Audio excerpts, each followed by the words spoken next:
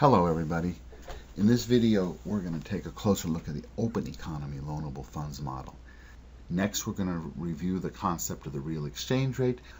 This is just to remind you, we define E as foreign currency units per domestic currency unit. For example, if we're in Costa Rica, we define E as, let's say, US dollars per Costa Rican peso. This means that an increase in E we consider to be a real appreciation, a more valuable currency. This is going to encourage imports. Why? Imports will become cheaper when the currency appreciates. This is going to discourage exports. Why? Because they're going to become less attractive to produce. Why is that? Let's say that you're an exporter and you're receiving dollars and you want to purchase Costa Rican pesos. So when Costa Rican pesos become more valuable, it becomes less attractive for you to be exporting. In the other direction, a decrease in E is a real depreciation, and this is going to discourage imports because they become more expensive when the currency depreciates, but it's also going to encourage exports. Now exporters will be receiving more Costa Rican pesos for each dollar. Each dollar is more valuable relative to the Costa Rican peso. So that's why we can summarize net exports and real exchange rate with this downward sloping blue line. Net exports on the horizontal axis, you'll notice we have a deficit here, and as we move to the right, we move to surplus, and the real exchange rate on the vertical axis, appreciation plus. So as we move up, that means we have a more valuable currency.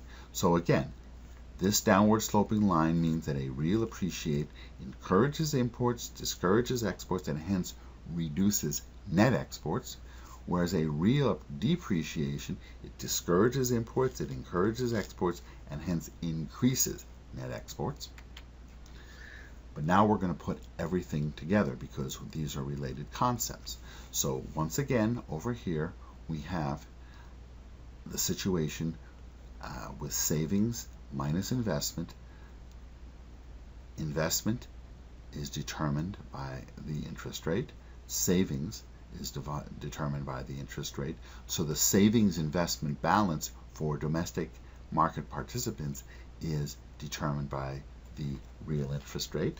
But in the background, we also realize that foreigners have agreed to provide that amount of financing at that interest rate. We're going to take this difference, and this will be represented here over here in this diagram by the vertical goal line, the savings investment balance, and you'll notice here that we still have the downward sloping net export schedule. So this gap corresponds to this line. The equilibrium real exchange rate is the one that equates the savings investment balance and slash the financing provided by foreigners, let's call it the net capital inflow in this case, with the trade balance deficit.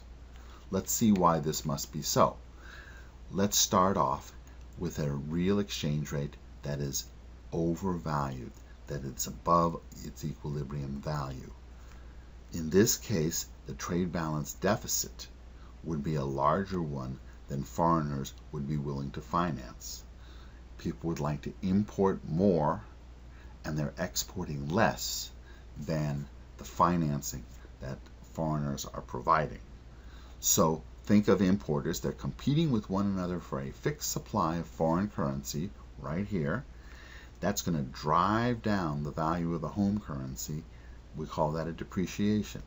And as the value of the home currency is declining relative to the foreign currency, imports are going to be decreasing and exports are going to be increased until our savings investment balance is identically equal with net exports. Let's try it from the other direction. Let's suppose that the real exchange rate is undervalued.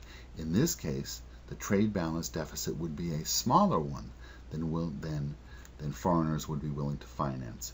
So we're going to be having a lot of exporters who are coming to market with an abundance of foreign currency.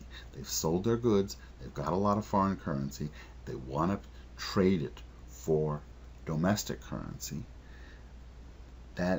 During that process, they're going to be bidding up the value of the domestic currency relative to the foreign currency, and we'll call that an appreciation of the home currency.